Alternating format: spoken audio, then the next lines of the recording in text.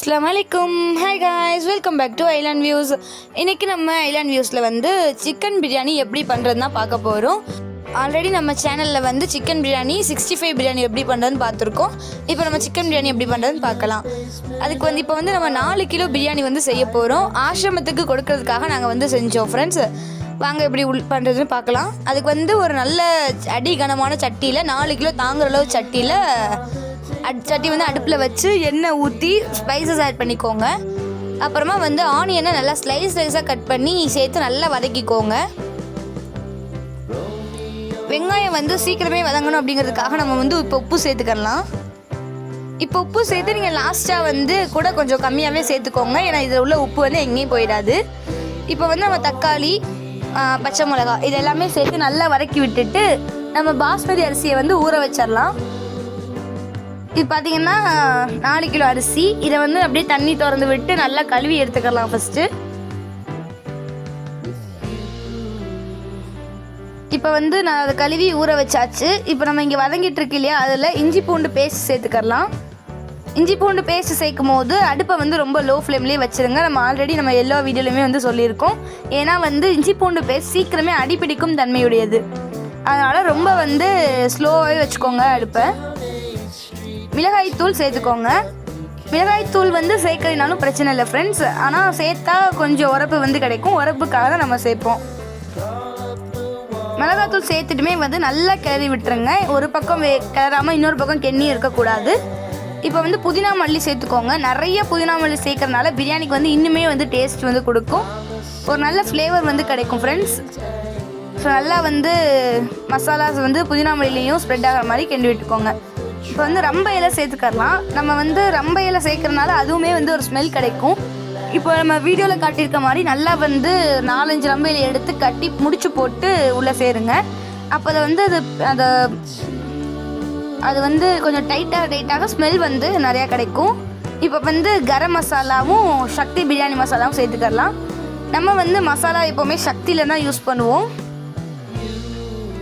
இப்போ வந்து அடுத்து வந்து தயிர் ஊற்றிக்கோங்க ஃப்ரெண்ட்ஸ். தயிருமே வந்து நிறையா ஊற்றிக்கோங்க.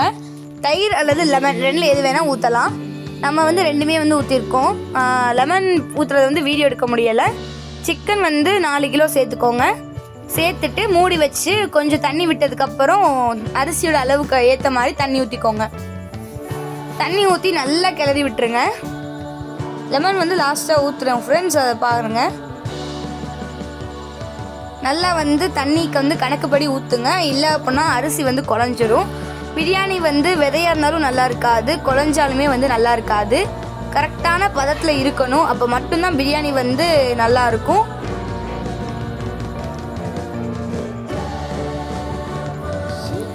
இப்போ நல்லா வந்து தண்ணி ஊற்றி கொதிச்சு வந்துருச்சு. இப்போ தான் நம்ம வந்து லெமன் ஜூஸ் ஊற்றுறோம். அந்த உள்ள அந்த சீடு எல்லாமே இல்லாமல் எடுத்துக்கோங்க. ஸோ அதை வந்து சீடு இல்லாமல் ஊற்றினதுக்கப்புறமா கொஞ்சம் நேரம் நல்லா கிண்டி விட்டுட்டு அரிசி போட்டுடலாம். அரிசி வந்து ரொம்ப நேரம் ஊற வைக்காதீங்க, அப்புறம் நறுக்கரிசியாக போய் இது ரொம்ப வந்து குழஞ்சிரும். ஊறிச்சுன்னா அப்படின்னா குழஞ்சிரும். அரிசியை வந்து உடஞ்சிடாமல் இருக்கணும் அப்படிங்கிறதுக்காக ஒரு கையாக எடுத்து அப்படியே போட்டுக்கோங்க. நல்லா மெதுவாக வந்து கிண்டி விடுங்க. அரிசி உடஞ்சிடவே கூடாது. அரிசி உடையலை அப்படின்னா தான் அது வந்து பிரியாணி பார்க்க நல்லாயிருக்கும். இப்போ பார்த்தீங்க அப்படின்னா லைட்டாக தண்ணி விடுது. தண்ணி விட்டு நல்லா கொதிக்க ஆரம்பிச்சிருச்சு.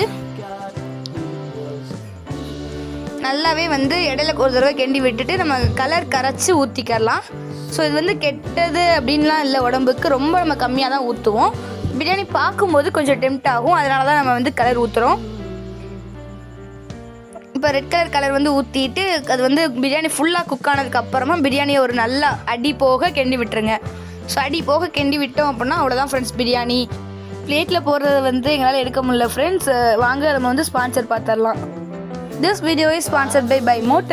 BuyMote is one of the online portal site. BuyMote வந்து ஒரு ஆன்லைன் பர்ச்சேஸ் ஆப் தான். இதில் வந்து நம்ம வீட்டுக்கு தேவையான எல்லா க்ரோசரி ஐட்டம்ஸுமே வந்து வாங்கிக்கலாம் ஃப்ரெண்ட்ஸ். ரேட்மே வந்து பார்த்திங்கன்னா ரொம்ப சீப்பான ப்ரைஸில் தான் வந்து இருக்குது. இப்போது நம்ம பிக்சரில் தெரியக்கூடிய எல்லா ப்ராடக்ட்ஸுமே வந்து BuyMoteல இருக்குது. இது போக இன்னும் நிறைய ப்ராடக்ட்ஸ் வந்து இருக்குது. ஆன்லைன் பேமெண்ட் மட்டும்தான் ஃப்ரெண்ட்ஸ், கேஷ் ஆன் டெலிவரி கிடையாது. ஆனால் ப்ராடக்ட் வந்து ரொம்பவே வந்து நல்லா இருந்தது. நாங்கள் வாங்கி யூஸ் பண்ணுறோம், நீங்களும் வாங்கி யூஸ் பண்ணுங்கள் friends. Bye viewers, thanks for வாட்சிங்.